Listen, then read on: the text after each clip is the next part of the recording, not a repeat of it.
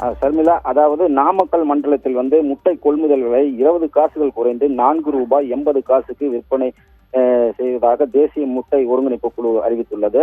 அதாவது கடந்த 6 மாதங்களுக்கு பிறகு இந்த ₹4.80 விலை குறைந்துள்ளது.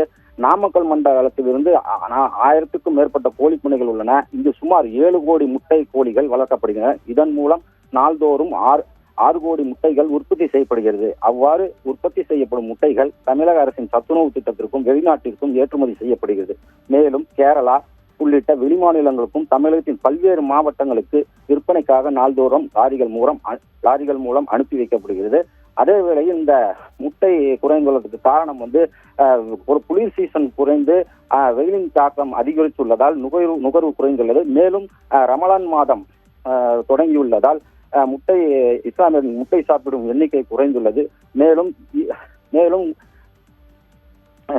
வெளி மாநிலங்களுக்கு செல்லும் முட்டைகள் குறைந்துள்ளதாலும் இந்த கடந்த 6 மாதங்களுக்கு பிறகு ₹5 ₹4.80 முட்டை விலை குறைந்துள்ளது குறிப்பிடத்தக்கது. ஷர்மிளா, தகவல்களுக்கு நன்றி காதர் பாஷா.